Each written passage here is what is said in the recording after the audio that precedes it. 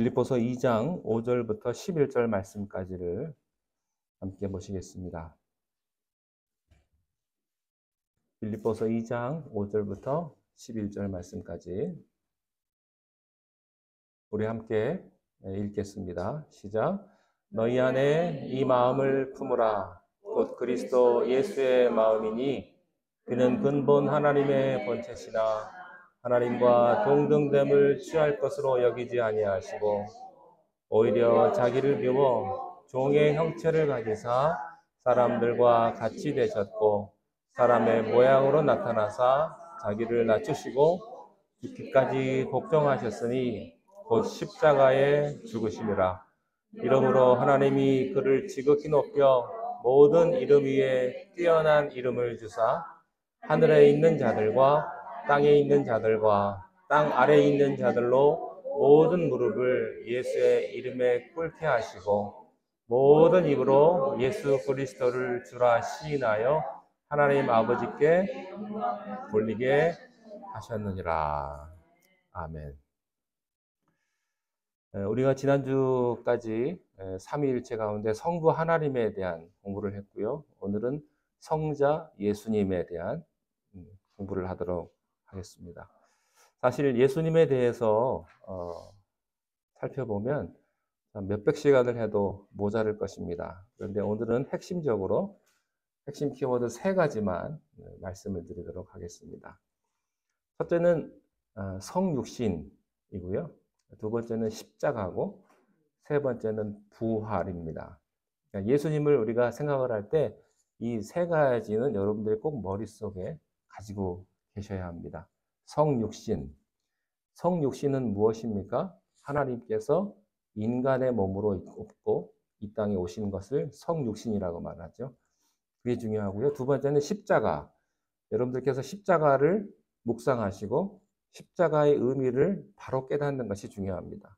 그래서 우리가 교회마다 앞에 강단에 십자가를 세우고 성전 꼭대기에 십자가를 세우는 이유가 무엇인가? 거기에 대한 분명한 여러분들이 정의가 있으셔야 합니다. 그리고 세 번째는 부활입니다. 부활은 어떤 의미가 있고 또 어떻게 우리가 그 부활에 참여할 수 있는가를 여러분들이 정리를 하셔야 성자 예수님에 대해서 이해할 수가 있는 것입니다. 첫 번째는 성육신입니다. 예수님께서 완전한 하나님이시면서 완전한 인간이셨다. 이것이 중요합니다. 제가 요한복음 말씀을 드리면서 계속해서 그 말씀을 드리고 있어요. 하나님은 완전한 하나님이시면서 동시에 완전한 인간이셨다. 이것을 잘 이해하지 못하면 거기서부터 이단이 나오기 시작을 하는 것입니다. 그래서 사복음서에 보면 마태, 마가, 누가, 요한복음이 있는데 마태복음에서 강조하는 것은 참 인간이신 예수님에 대한 이야기를 하고 있습니다. 예수님의 족보를 딱 들면서 예수님은 실제로 인간의 몸을 입고 오신 예수님이셨다. 인간 예수를 강조하고 사복음서 마지막인 요한복음은 참 하나님, 말씀이 되어 우리 가운데 거하신 육신이 되신 예수는 참 하나님이셨다 하는 것을 요한복음에서 강조하고 있는 것이죠. 요즘 세상은 인간을, 사람을 신격화하는 그런 세상이라고 할 수가 있겠습니다. 헬라 시대가 특별히 그랬습니다. 그래서 예수님의 인성을 강조를 했습니다. 그러니까 이들이 강조한 것은 예수님의 인간성이었습니다. 그래서 그들이 말하는 예수님은 그저 선하고 의로운 인간이었는데 요단강에서 신이 내려와가지고 신접해가지고 어떤 초능력을 갖게 되었고 기적을 행하는 신적인 존재로 살다가 그리고 떠났다. 이렇게 이야기를 하는 것이죠.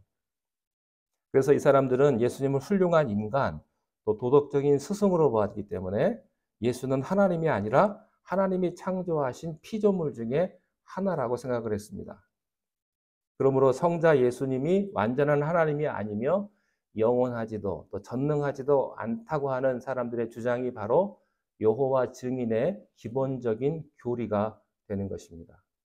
예수님도 죄 지을 수 있고 예수님도 피조물이다 하는 것이 여호와 증인의 기본적인 교리입니다. 여기에 근거해서 19세기 독일에서 예수님을 극대화시키는, 인간 예수를 극대화시키는 그런 자유주의 신학이 나왔습니다. 이 신학의 특징은 예수 그리스도는 우리를 위해서 우리의 죄를 지고 돌아가신 속죄양이라기보다는 우리에게 어떻게 사는 것이 도덕적으로 완전한 삶인지를 모범적으로 보여주는 모델이 되는 사람이었다. 그래서 예수님의 모범을 보고 자극을 받고 예수님처럼 살아라, 따라해라, 그런 주장이었던 것이죠. 네, 이것의 문제는 이런 겁니다. 따라하라, 따라하라. 골프를 치는 사람한테 타이거 우즈를 따라해라, 이런 거예요. 사업하는 사람한테 빌 게이츠나 일론 머스크처럼 그렇게 하면 되는데 너는 왜 못하냐? 그도 사람인데. 이런 거랑 마찬가지죠. 하고 싶죠. 골프 치는 분들은 타이거 우즈처럼 멋지게 골프를 치고 싶죠. 근데 그렇게 못해요. 절대 그렇게 못합니다. 선수처럼 그렇게 여러분 연세에 타이거 우즈 따라했다가는요, 골병 납니다. 그렇게 할 수도 없고 그렇게 되지도 않아요. 예. 그렇게 하고 싶지만 문제는 뭐냐면 그런 능력이 우리한테 없는 거예요. 절대 없어요. 왜냐하면 우리는 죄를 지음으로 말미암아서 인성이 타락해 버렸기 때문에 그렇게 선하게 살아가야 하는 것을 알면서도 그렇게 할 수 있는 능력이 없다고 하는 것이죠. 그래서 우리는 한계가 있는 거예요. 좋은 남편이 되기를 원하고 좋은 아내가 되기를 원하고 성인 군자처럼 그렇게 살고 싶지만 여러분 그렇게 됩니까? 안 되죠. 누가 부부싸움 하고 싶어서 부부싸움 하는 부부가 어디 있어요? 안 하고 싶은데 서로 연약한 부분이 있다 보니까 서로 다툼이 생기고 싸움도 하는 거죠. 그래서 중요한 거는 서로의 연약함을 인정하는 게 굉장히 중요한 겁니다. 그래서 예수님은요, 우리에게 단순히 착하게 살라고 하는 모범을 보여주신 그런 공자나 맹자 같은 도덕적인 스승이 아니다라고 하는 것입니다. 구원이라고 하는 것은 우리 안에 힘으로 이루어내는 것이 아니라 구원은 외부로부터 와야 된다고 하는 것입니다. 내가 업적을 쌓고 노력을 하고 착한 일을 많이 해가지고 내가 구원을 이룰 수 있는 게 아니다라고 하는 것입니다. 외부로부터 어떤 힘이 와야 된다고 하는 거예요. 인간은 스스로 구원할 수 있는 힘이 없기 때문에 하나님의 아들이 이 땅에 오신 것이죠. 그게 성육신입니다. 그래서 크리스마스는요, 스스로 구원할 수 없는 인간에게 주시는 하나님의 선물과도 같은 거예요. 그래서 이 선물은 받느냐 안 받느냐에 따라서 우리가 구원을 받느냐 못 받느냐 차이가 있는 것입니다. 인간 예수를 강조하는 신학자들의 또 하나의 문제는 예수님의 가변성, 그러니까 체인저빌리티. 예수도 모든 피조물과 마찬가지로 변하고 늙어가고 타락한다 라고 하는 것입니다. 예수님도 변하고 늙어가고 타락할 수 있다. 예수님도 죄 지을 수 있다. 이런 신학의 근거에서 나온 소설이 다빈치 코드라고 하는 소설이에요. 그래서 거기 보면 예수님도 결혼을 해가지고 아이를 낳았고 또 늙어갔다. 그리고 죽어갔다. 예수님도 죄 지을 수 있다. 이런 거죠. 여기서 한 것이 인간 예수, 민중 예수, 영웅적인, 예수는 영웅적인 가난한 민중을 대변하는 인간이었다라고 하는 거예요. 그래서 한국으로 따지면 장길산이나 홍길동과 같은, 그래서 70년대 민주화 운동이 일어났을 때 거기에서 민중신학이라는 것이 나오게 됩니다. 굉장히 멋있죠. 굉장히 휴머니즘적이고 예수가 민중을 대변하는 혁명의 구심점이라고 하는 거예요. 그들의 주장은. 그러나 예수님은요, 어떤 위대한 스승도 아니고 혁명의 구심점도 아닌 하나님이셨습니다. 완전한 하나님이라고 하는 것입니다. 그래서 우리가 예수님은 완전한 인간이셨지만 동시에 완전한 하나님임을 우리가 아는 것이 중요한 것입니다. 자, 그런데 반대로 반대의 극단이 있어요. 예수님의 너무 인성을 강조한 사람들이 있는가 하면 반대로 예수님의 신성만을 강조한 사람들이 있었습니다. 그 사람들이 바로 영지주의자라고 하는 사람들인데 이들이 주장은 이런 것입니다. 예수님은 하나님이신 건 맞지만 실제 인간의 육체로 오신 것이 아니다라고 하는 거예요. 인간의 육체는 더럽기 때문에 그냥 신이 내려와서 그냥 환상으로 보였지 실제 인간의 육체를 입으신 것은 아니다. 예수님의 신성만을 강조한 이단들도 있습니다. 그래서 예수님은 완전한 하나님이시면서 우리가 예수님은 완전한 인간이다라고 아는 것을, 인간이라는 것을 아는 것이 중요합니다.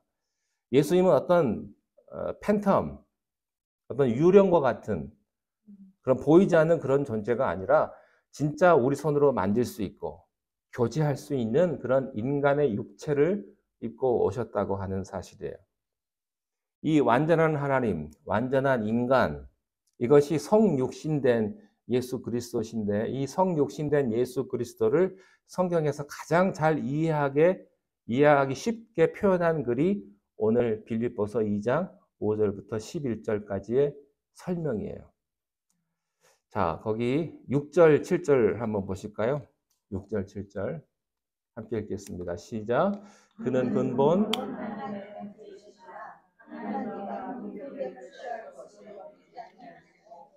오히려 자기를 위하여 종의 형체를 가사 사람들과 비교하셨고. 자, 거기서 보시면 6절에 보면 무슨 말이 있냐면 하나님의 본체시나 본체라는 말이 있죠.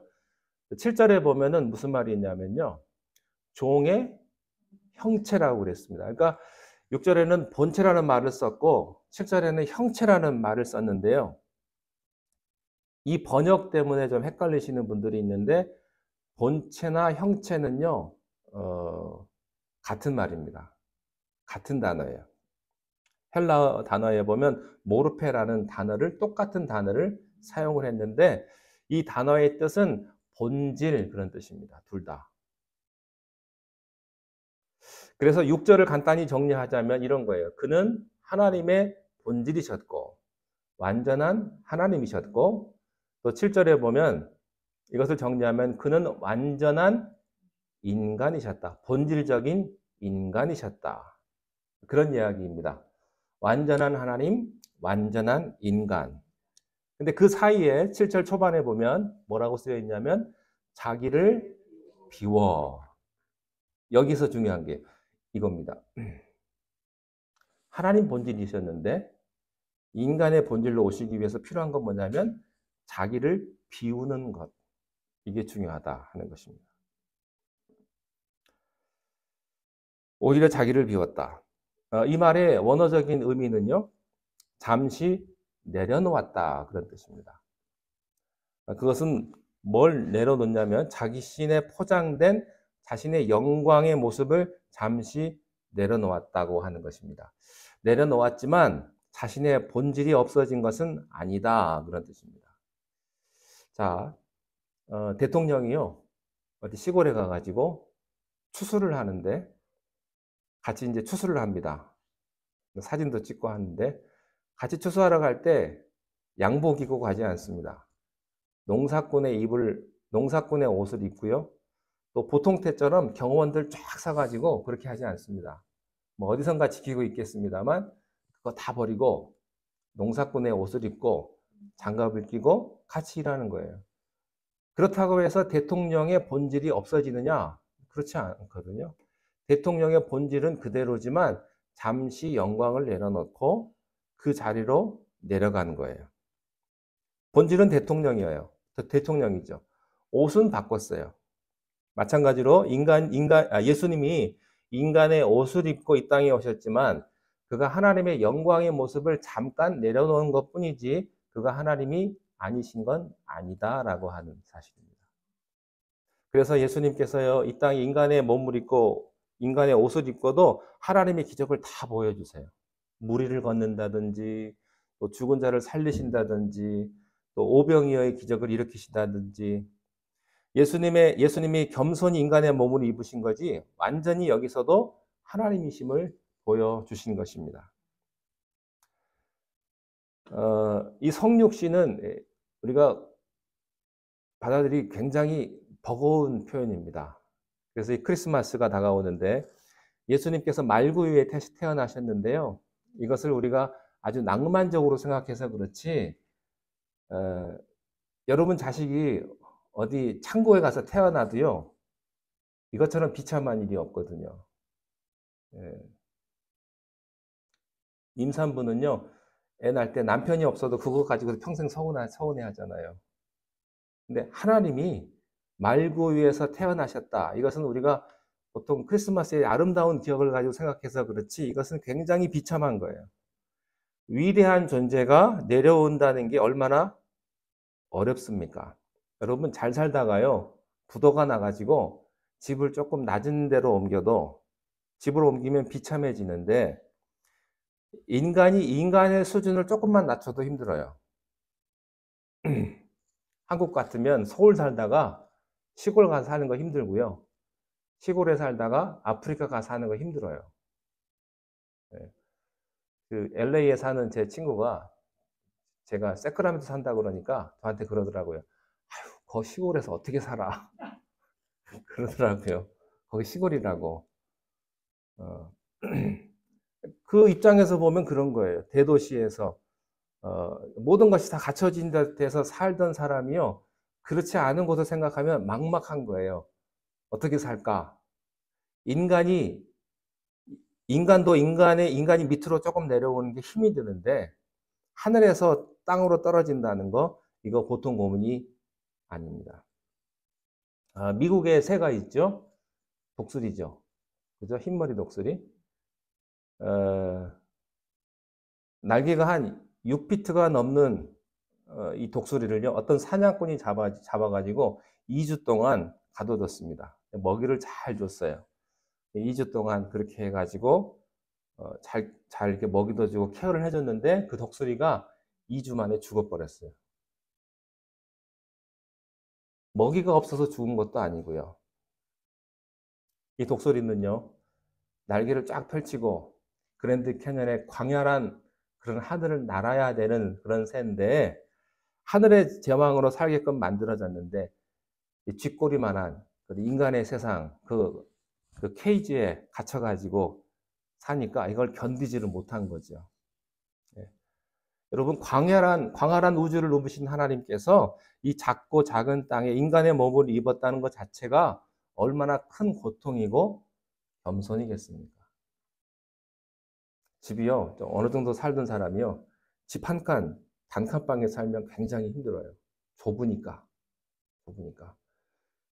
예, 여러분, 한 식구 뭐한 5명, 6명 살던 사람들이요, 그 화장실도 2개, 3개 있던 사람들이 방 하나짜리, 또 화장실 하나짜리에 살려면 굉장히 불편할 거예요.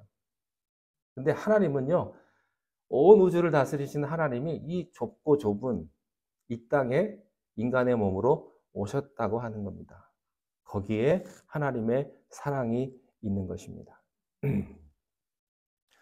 이 성육신의 과정에서 중요한 것은 그분이 인간이 되셨다고 하는 거예요. 이 말은 인간을 완전히 이해할 수 있는 분이라고 하는 것입니다. 이게 중요한 겁니다. 하늘 높이 계시면서 우리의 삶을 살아보지 않고 우리에게 하나님이 뭐라고 그러면요, 우리가 맨날 그럴 거예요. 하나님 아시냐고. 하나님 내 처지 아시냐고. 그 높고 높은 곳에서 내가 지금 이렇게 힘들고 어려운데 내 상황을 하나님 이해하시냐고. 여러분, 자식 잃은 부모, 여러분 무슨 말로도 위로가 안 돼요. 자식 잃은 부모. 교회에서 그 가끔씩 이제 사고로 자녀를 잃은 분들이 있는데요. 그분들은요, 어떤 말도 들어오지 않습니다. 근데 위로가 되시는 분들이 딱 한 분 있더라고요. 누구냐면 그분도 자식을 잃어본 분. 그분이 가서 위로하니까 그때 위로가 되더라고요. 같은 처지가 아니면 위로가 안 돼요. 너무너무 살기가 힘들어가지고 고통을 겪고 있는데 너무너무 부자가 괜찮아. 그렇지 뭐. 열심히 하면 될 거야. 그러면 그게 위로가 되겠습니까? 절대 안 되죠. 같은 처지에 있는 사람이 이해를 하고 위로가 될 수 있다고 하는 것입니다. 여러분, 예수님께서 인간의 몸을 입고 하나님이 인간의 몸을 입고 가장 낮은 인간의 삶을 살아보셨기 때문에요. 그분은 사람에게 배신당한 게 어떤 아픔인지를 아시는 분이세요. 사람에게 거절받는 게 무엇인가를 아시는 분이시죠. 인간의 배고픔이 무엇인지를 아시는 분이 예수님이십니다. 그래서요, 인간이신 예수 그리스도는 우리를 이해하시는 분이세요. 여러분들을 다 이해하시는 분들이에요. 여러분의 아픔과 여러분의 슬픔과 여러분의 모든 아픔을 이해하시는 분이 예수님이라고 하는 것입니다. 그래서 우리는 항상 그분 앞에 가서 모든 것들을 다 마음을 털어놓을 수가 있다고 하는 것입니다. 여러분, 예수님 앞에 어떤 것이든지 다 털어놓으십시오. 어떤 것이든지. 어떤 문제든지. 자, 그렇지만 이해는 하는데 반대로 능력이 없으면 어떻게 될까요?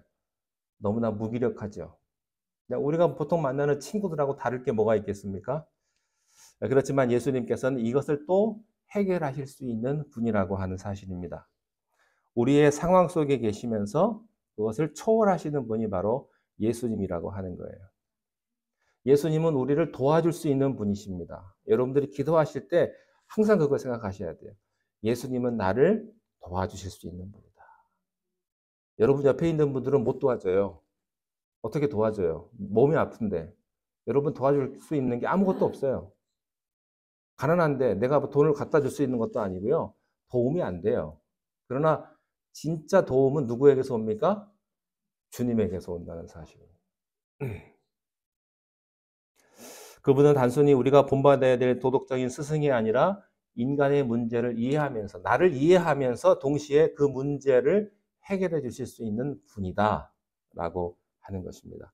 예수님께서 5천 명의 배고픈 군중들을 보시면서요, 아마 공자나 맹자 같았으면 이렇게 말했을 거예요. 사람은 물질을 탐하지 않는다. 참아라, 인내하라. 이렇게 가르쳤을 거예요.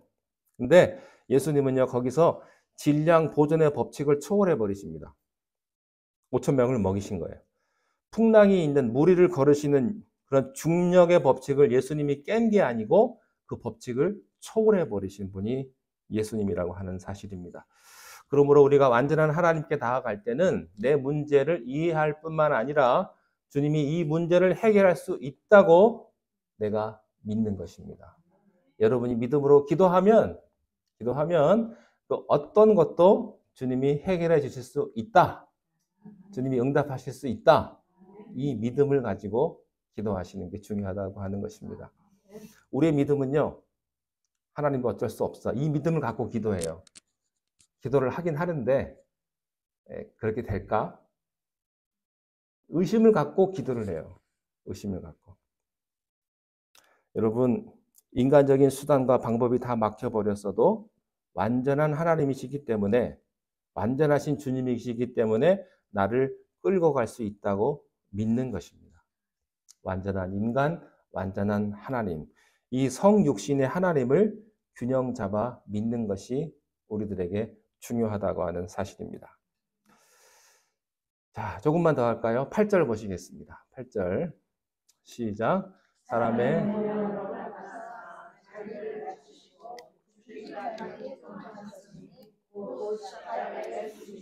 네, 예수님께서 십자가에 죽으셨습니다.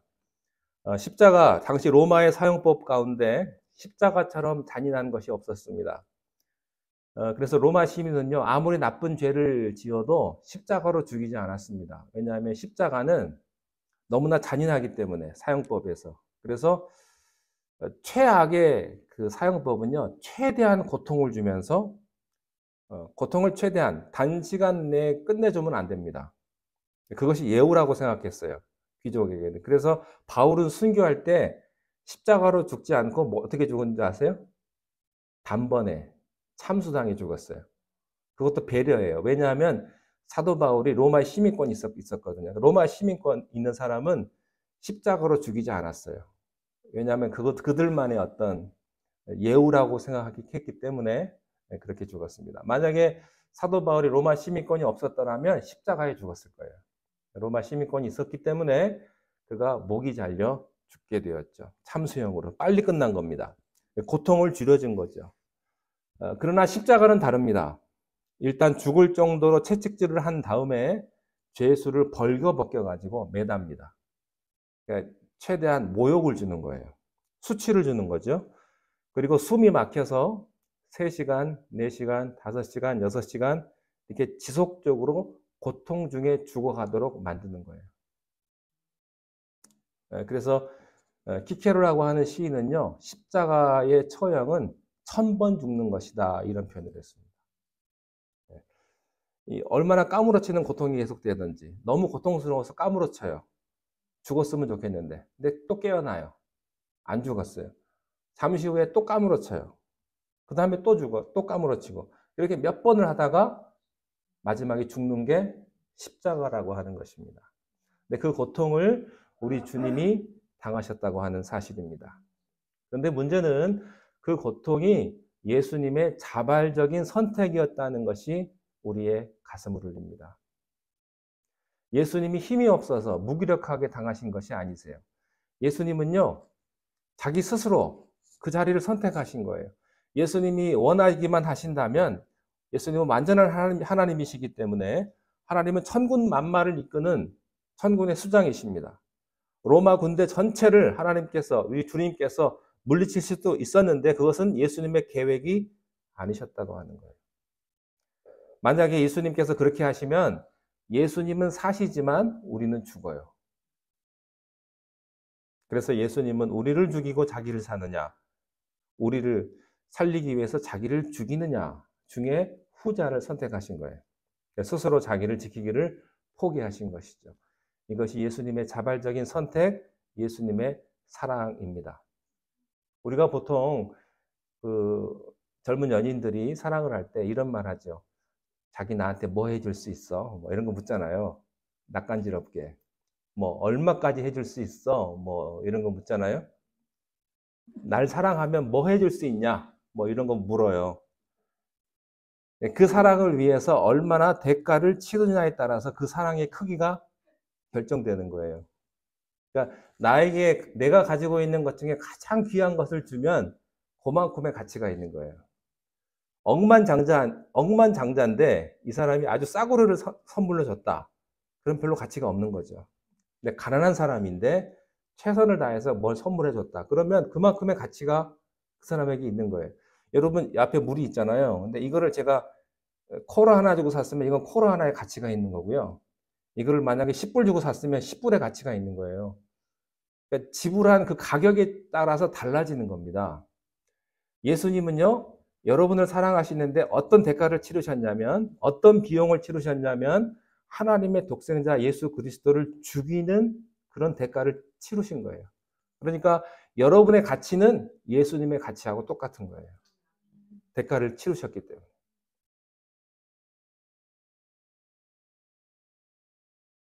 디즈니 영화에 미녀와 야수라는 영화가 있습니다. 그거 다 아시죠? 미녀와 야수. 야수가 미녀를 사랑하는 건 당연하죠. 미녀니까. 미녀는 다 사랑하잖아요. 아름다우니까. 근데 반대로 미녀가 야수를 사랑하는 것은 어떻습니까? 이해가 안 가는 사람이에요. 만약 여러분들 딸이 따님 있으시잖아요. 여러분들 딸이 곱게 키워놨는데 어디서 그냥 껄렁껄렁한 야수 같은 사람을 데리고 와가지고 이 사람하고 결혼하겠다 그러면 여러분 어떻게 하겠어요? 싸고 눕죠.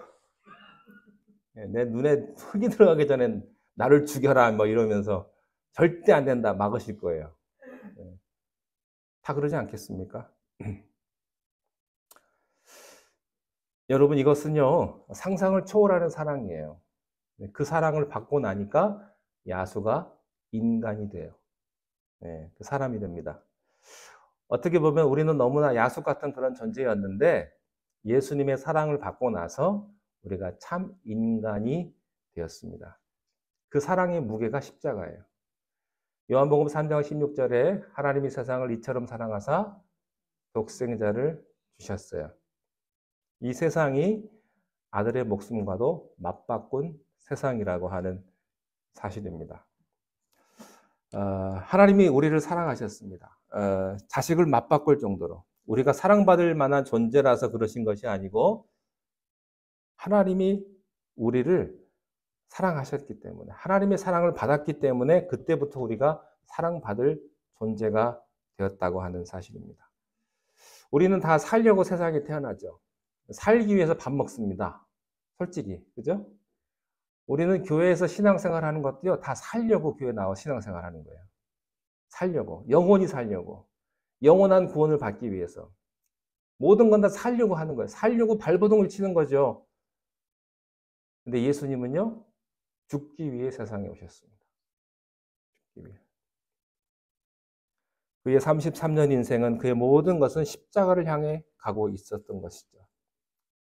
그 십자가의 사랑이 저와 여러분에게 흘러 넘치는 것입니다. 예, 이 십자가의 사랑. 예, 여러분들이 그 십자가의 사랑 앞에서 눈물을 흘리고 주님 앞에 감사할 수 있는 여러분 되시기를 바랍니다. 자, 기도하겠습니다.